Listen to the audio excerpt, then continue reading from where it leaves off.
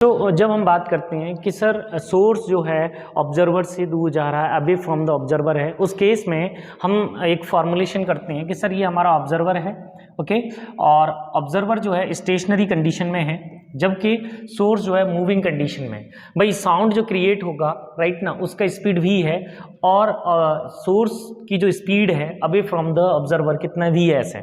तो बच्चों यहाँ पर हम पहली बार ये कहेंगे कि सर इनिशियली इन दोनों के बीच की जो डिस्टेंस है वो l है, ओके।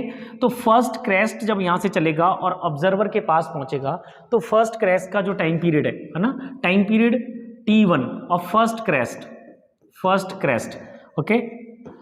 तो उस केस में टाइम पीरियड कितना होगा, तो हम कहेंगे l अपॉन v, भाई velocity of sound, okay, and length distance between source and observer first condition में।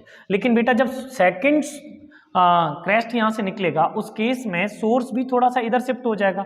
मान लीजिएगा कि सोर्स जो है इस पॉइंट पर आ चुका है, तो भाई सोर्स की स्पीड कितनी है vs, ओके, और टाइम पीरियड कितना मिला सर, 1 टाइम पीरियड के बराबर। भाई time period of sound wave कितना है यहाँ पे t0 है, तो इस बात को आप ध्यान रखें। तो बच्चों आप ध्यान देंगे कि सेकंड क्रेस्ट जब ऑब्जर्वर के पास पहुंचा तब कितना टाइम लगा, सो t2 is equal to t0 तो ऑलरेडी कंप्लीट हो चुका है, ठीक है। तो बेटा हम कहेंगे कि t0 कंप्लीट जब हो चुका है तो हमारे पास कितना आया, तो देखिएगा डिस्टेंस बिटवीन बोथ कितना हो गया है, तो हम कहेंगे l plus V S t0 इतना होगा। तो ये जो डिस्टेंस है ये किसके द्वारा कवर की जाएगी, तो हम कहेंगे v के द्वारा कवर की जाएगी, है ना, स्पीड ऑफ साउंड के द्वारा। तो बेटा यहाँ पर आ गया l plus V S t0 upon क्या आ जाएगा बेटा यहाँ पर v, स्पीड ऑफ साउंड। लेकिन जब हम थर्ड क्रेस्ट की बात करेंगे तो अगेन यहाँ पर vs t0 इंक्रीज कर जाएगा। तो बेटा थर्ड क्रेस्ट के लिए, थर्ड क्रेस्ट जब अप्रोच करेगा तब टाइम कितना हो जाएगा टोटल, सो ये हो जाएगा बेटा 2t0 ऑलरेडी टाइम लग चुका है, l plus 2vs t0 upon v इतना हो जाएगा, क्योंकि भाई vs t0 plus vs t0 add करते जाएंगे हम लोग, ठीक है। तो बेटा हम कहेंगे कि जब n प्लस वंथ क्रेस्ट सर ऑब्जर्वर को अप्रोच करेगा तब टाइम कितना होगा, तो tn plus 1 is equal to कितना आ जाएगा सर, t3 था जब यहाँ 3 था तब 2 है, ओके 2 है, दैट्स वाई यहाँ पर n प्लस 1 है तो n आएगा, ओके, और t0 plus l plus n into we S speed of source into t0 upon v, okay. इस बात को आपको ध्यान देना है बेटा कि यहाँ पर speed of sound and source जो है इफेक्ट एक दूसरे को नहीं कर रहे हैं, रीजन है क्रेस्ट की वजह से, क्रेस्ट का हम टाइम पीरियड सेपरेट ले रहे हैं, ठीक है, चलेगा। तो बेटा अब एक बात बताइएगा, अगर हम कहें the time interval of an crest, sir an crest का टाइम इंटरवल कितना है, तो हम कहेंगे कि टी एन प्लस 1 का टाइम माइनस t1 का टाइम, ठीक है। तो इसको सब्ट्रैक्ट करने के बाद हमारे पास कितना मिल रहा है, so N t0 plus L N V S speed of source into t0 upon v, okay, minus l upon v, यही होगा बेटा। l अपॉन v आपस में कट सकते हैं तो यहाँ पर v बचेगा, ठीक है। तो बच्चों हमने जो टाइम इंटरवल निकाला है उस टाइम इंटरवल से हम क्या निकाल सकते हैं, time period of sir apparent source, okay, या अपरेंट फ्रीक्वेंसी, ठीक है। तो देखिएगा बच्चों जब हम टाइम पीरियड निकालते हैं यहाँ पे time period so t is equal to हमारे पास कितना निकलेगा, तो हम कहेंगे कि n t0 प्लस यहाँ पर कितना बचा n vs t0 upon v, okay, upon number of crest, okay, approach to the observer. So बच्चों इसको जब हम सॉल्व करते हैं तो हमें ये मालूम चलता है कि यहाँ पे n से n कट हो जाएगा और टाइम पीरियड कितना निकल के आया, time period t is equal to आपके पास हुआ बेटा t0, ओके, कॉमन ले लीजिएगा 1 plus V S upon V, okay. जब फाइनली हम इसको सॉल्व करते हैं तो t0 v plus V S upon V आ गया है बच्चों, ठीक है, और ये आ गया आपके पास t। आप ध्यान दें कि sir reciprocal of time period क्या होता है, reciprocal of time period frequency को रिप्रेजेंट करता है। तो भाई इसको जब हम रेसिप्रोकल करेंगे तो f आएगा, f अपरेंट आएगा, और ये सर एफ नॉट आएगा, ठीक है। सो एफ अपरेंट है ना, जब हम निकालेंगे तो यहाँ पे आएगा एफ नॉट, ओके, और इसको भी फिलिप करेंगे तो v upon v plus V S आएगा बेटा, ठीक है। इस चीज को आप ध्यान रखें। ये मेरे पास आ गया सर सोर्स जब मूव करे, और इससे पहले हमने निकाल लिया जब ऑब्जर्वर मूव करे, ठीक है। तो बच्चों जब हम दोनों फार्मूलों को मिलाते हैं, या फिर आपसे ये भी यहाँ पे आ सकता है कि सोर्स इस केस में अबे जा रहा है, अगर सर अप्रोच करता है तब इफ सोर्स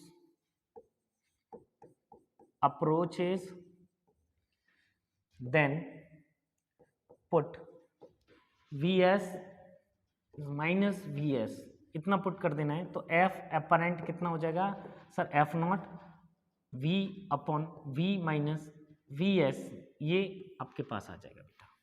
आ गया। अब बच्चों जब हम दोनों को कंबाइन करते हैं, दोनों ही कंडीशंस को, या हम ये बोलते हैं कि व्हेन सोर्स एंड ऑब्जर्वर दोनों ही क्या कर रहे हैं, या तो अवे फ्रॉम ईच अदर जा रहे हैं, या फिर हम कहें एक दूसरे को अप्रोच कर रहे हैं, अप्रोच टू ईच अदर। तो इस केस में थर्ड जो केस बनता है हमारे पास, when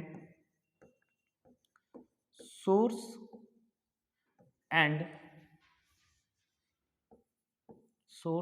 and observer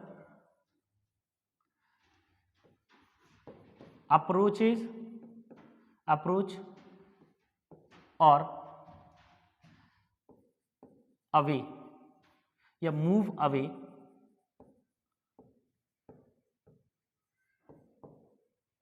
from each other. तो उस केस में हमारे पास अपरेंट फ्रीक्वेंसी जो होगी वो होगी एफ नॉट। बच्चों आपने देखा सोर्स का जो इफेक्ट है वो डिनोमिनेटर में, ऑब्जर्वर का जो इफेक्ट था वो न्यूमरेटर में था। सो v प्लस माइनस इस टाइप का हम लिख सकते हैं, v plus minus v not upon v minus plus V S. बच्चों यहाँ माइनस प्लस वाला जो फंडा है उसको आपको समझ लेना है कि जब ऑब्जर्वर पास आता है, अब ऑब्जर्वर जो है सोर्स को अप्रोच करता है उस केस में प्लस लेते हैं, ठीक है। जब सोर्स अप्रोच करता है उस केस में माइनस लेते हैं, ठीक है। और जब ऑब्जर्वर जो है अवे फ्रॉम द सोर्स जाता है उस केस में नेगेटिव लेते हैं, और जब सोर्स जो है अवे फ्रॉम द ऑब्जर्वर जाता है उस केस में यहाँ पे प्लस लेते हैं, ठीक है। तो आप लोग इस बात को ध्यान दीजिएगा, प्लस साइन जो है ना, प्लस साइन टू अप्रोच वाई ऑब्जर्वर, ठीक है। माइनस साइन अवे या मूव अवे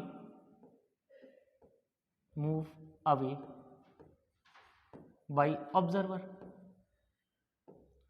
ठीक है।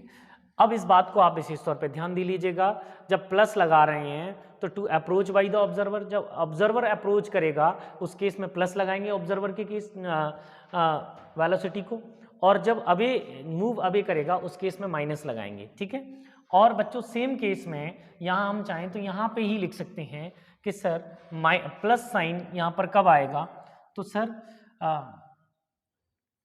मूव अवे बाय सोर्स, जब सोर्स मूव करेगा तो सोर्स के लिए हम प्लस लगा देंगे, और यहाँ पे नीचे लिख सकते हैं approach by source, approach by source. जब सोर्स अप्रोच करेगा तो सोर्स के लिए हम नेगेटिव पुट कर देंगे, ठीक है बेटा। इस फॉर्मूले को जब हम पुट करते हैं तो हमारे पास बहुत सारी कंडीशनें बन जाती हैं। जैसे फर्स्ट कंडीशन, सर ये जो है ऑब्जर्वर है या ऑब्जर्वर है, ठीक है, और ये हमारे पास सोर्स है, ठीक है बेटा। यहाँ पर ये जो है स्टेशनरी है, v ऑब्जर्वर 0 है, ओके, जबकि v सोर्स जो है इसके पास, तो भाई वेलोसिटी ऑफ साउंड इधर ही होगा। इस केस में अपरेंट फ्रीक्वेंसी हमसे पूछा है, तो apparent frequency is equal to initial frequency, okay. और यहाँ मूवेबल कौन है बेटा, सोर्स है। सोर्स किधर मूव कर रहा है सर, तो आप सोर्स के दो कंडीशन हो सकती है मूव करने की, है ना। तो पहली कंडीशन में अवे मूव अवे, तो इस केस में मूव अवे के केस में अपरेंट फ्रीक्वेंसी कितनी होगी, एफ नॉट, ओके। और यहाँ आ जाएगा आपके पास सर सोर्स का जो इफेक्ट है वो डिनोमिनेटर में होता है, तो ऊपर आएगा केवल v और नीचे आएगा v plus V S. Okay. अब अगर कहें अप्रोच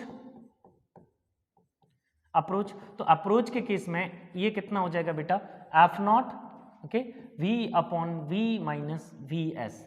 ओके, v क्या है, स्पीड ऑफ साउंड है। कितना पुट करना है आप लोगों ने ध्यान रखना है, v स्पीड ऑफ साउंड हमेशा 320 340 अकॉर्डिंग टू द क्वेश्चन भी दिया जा सकता है, वो आप एक बार देख लेंगे, ठीक है। अच्छा, दूसरा केस क्या है सर, दूसरे केस में यहाँ पर सोर्स जो है स्टेशनरी है और v ऑब्जर्वर जो है मूव करने की कंडीशन में है, तो चलेगा सोर्स को स्टेशनरी कर देते हैं, लेकिन साउंड तो भाई मूव करेगा इधर ही, ठीक है। तो आप ध्यान रखें कि फर्स्ट केस में इसके सर मूव